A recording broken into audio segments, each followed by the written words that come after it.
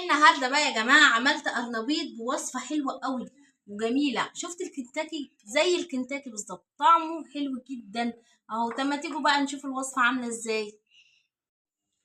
ازيكم يا جماعه، عاملين ايه؟ يا رب تكونوا بخير، وحشتوني. انا معايا النهارده القرنبيطه بتاعتي دي صغيره، يعني انا عملت بس منها ده كده قبل الفيديو بجهزها، يعني شايفين صغيره عن كل مره. هما جايبينها لي النوبادي صغيرة ليه؟ عشان ما تبقاش كتيرة وتفيض منها ليومين 3 كده، مش بتبقى متاحة يعني. نضفت كده القرنبيط بتاعي، يعني باخد قطعة كده، يعني ديت قطعة واحدة مع بعض هناخد منها كده اهي، وهنشيل الحتت اللي هي ايه مش متاحة اهو كده، قطعة قطعة بالراحة كده. طبعا القرنبيط بتاعي النهاردة انا هقليه، هعمله مقلي. انا عملت معاكم البشاميل، قرنبيط بالبشاميل كان تحفة، بس النهاردة عشان ايه انوع لهم كده هعمله مقلي.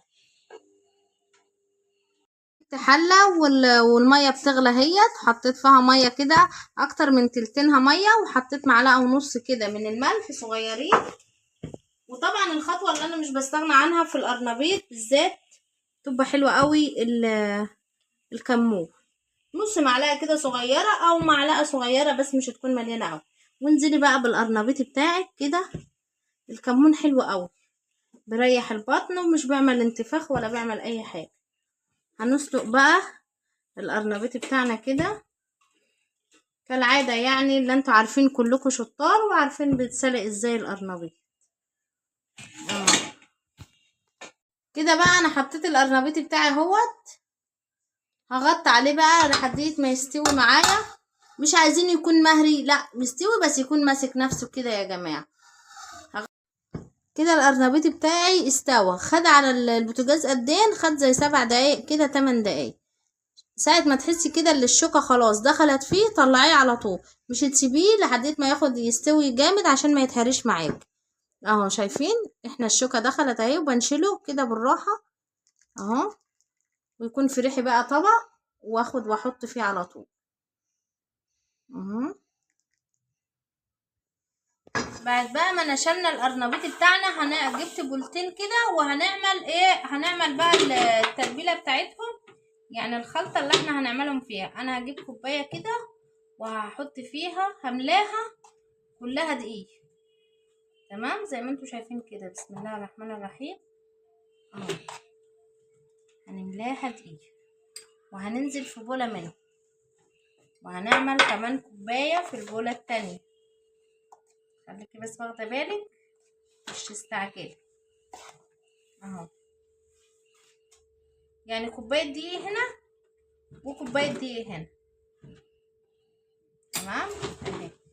دي هنا كده هزود بس هنا نص كوباية كمان في البولة دي، وهركن دول كده على جنب. معايا بقى التتبيلة بتاعتي، معايا زي ما قلت بقى انا حطيت هنا كوبايه ونص من الدقيق. الخلطه بتاعتي بقى التتبيله، هنزل نص معلقه كده كمون، معلقه صغيره فلفل اسود، معلقه صغيره تتبيله توم يعني بودر توم، بصل بودر، بابريكا، 7 بهارات، ملح، ده كله معلقه صغيره، مفيش الا الكمون نص معلقه تمام.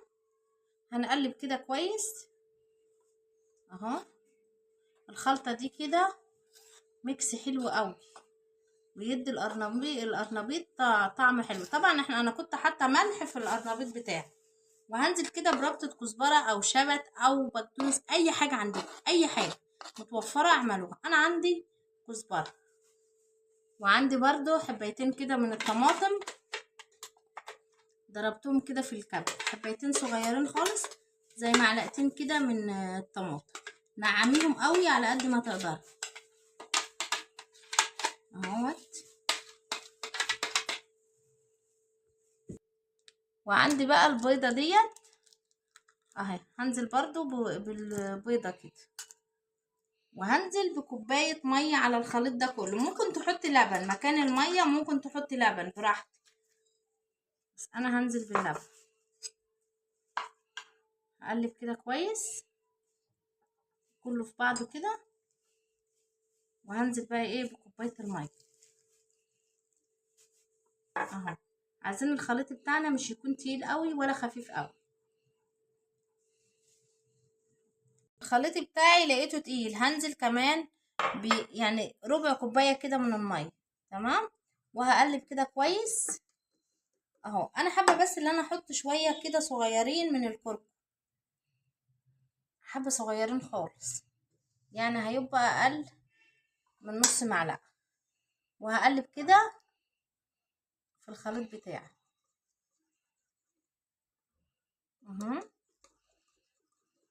في مكون واحد بس اللي انا لسه ما حطيتهوش معاكم، وهو هيخلي لي القرنبيط بتاعي مقرمش كده وحلو. هو ايه؟ نشا. بسم الله اهو. معلقتين صغار من النشا، 3 معالق صغيرين من النشا. تمام. وهاخد برضو هنا برضو نفس الحكاية اهو، يخلي القرنبيط معانا مقرمش وحلو قوي. وهنا هحط برضو على الخلطة التانية شوية كده، على الطبق التاني البولة شوية كده صغيرين من الفلفل الاسود، وشوية من الملح اهو. تمام كده. هقلبهم في بعض كده اهوت. الطبق ده اللي هو الخليط ده جاهز معايا، والتاني جاهز معايا. تعالوا بقى ونروح على النار، نرفع بقى الحاجات بتاعتنا دي كلها. انا جبت الطاسه دي وحطيت فيها زيت ماشي، ومولعين عليها. هناخد القرنبيط بتاعنا، شايفين اهو، هنحطه كده في الخليط ده كده. شوفوا عشان تقيل وحلو وشايل ازاي اهو. هناخده بالشوكه كده بالراحه اهو. وهنحطه بقى ايه في الطبق ده، ونرجع تاني الشوكه اهو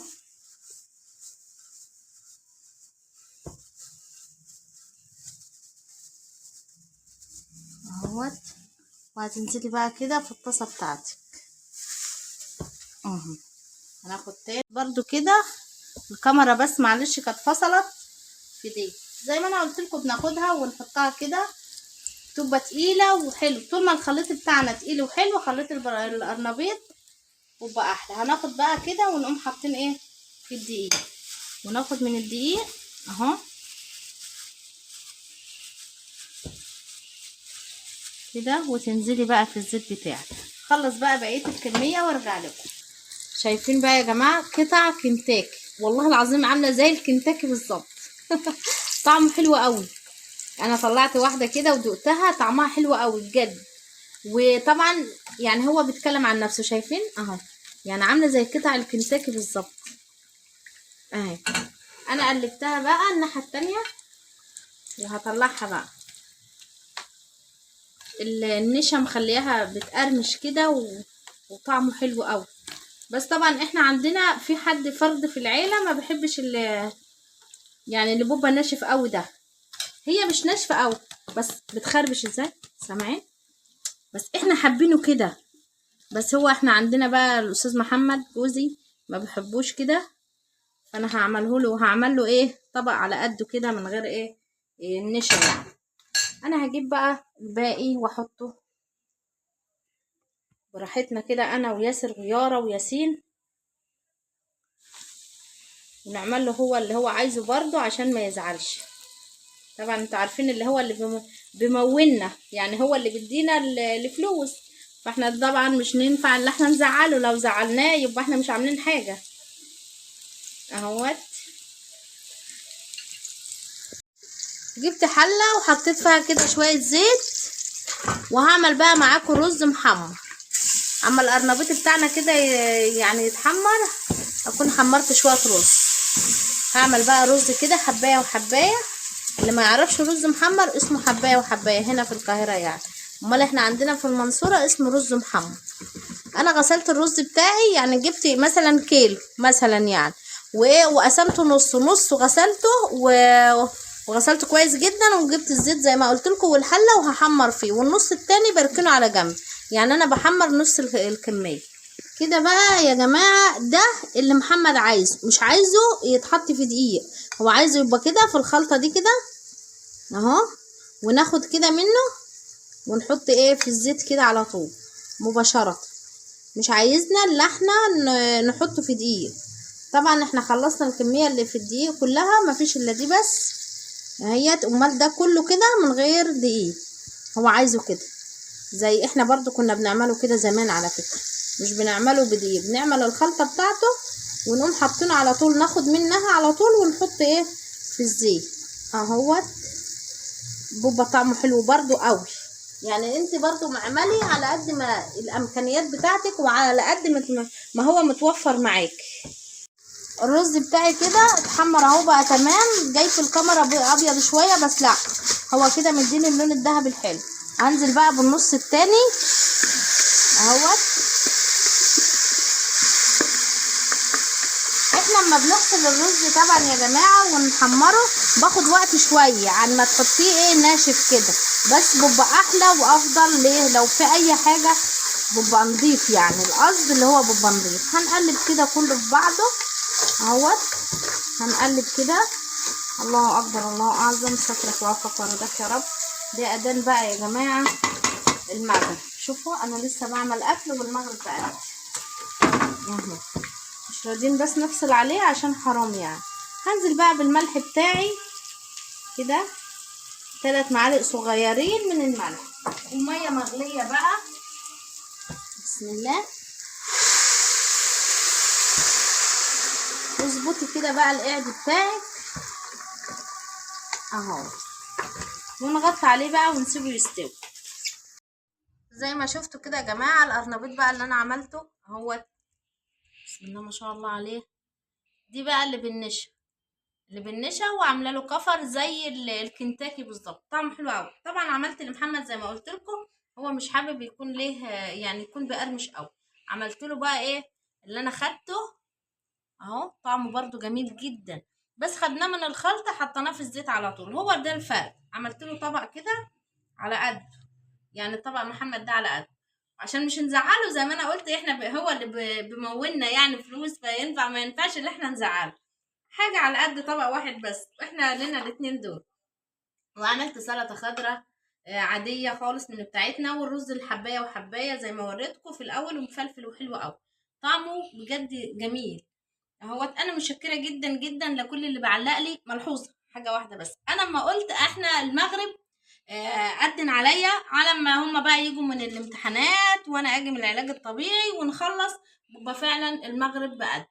مش مشكلة، هي فترة امتحانات وربنا ينجحهم يا رب هم وكل اللي زيهم، وابني في الثانوي. ودعواتكم لياسر ولكل زمايله وكل اللي في الثانوي يا جماعة، واللي في الابتدائي والاعدادي واللي في الجامعة. ربنا ينجح الجميع. وادي الفيديو بتاع النهارده، ويا رب يكون عجبكم، واشوفكم على الف خير في فيديو جديد. لو اول مره بتشوفوني، انا اسمي نجوى ابراهيم. مش تنسوا بقى تصلوا على النبي عليه الصلاه والسلام، مش تنسوا تعملوا لايك واشتراك للقناه وتفعلوا الجرس عشان يوصلكم مني كل جديد. اشوفكم على الف خير في فيديو جديد. مع الف سلامه، باي باي.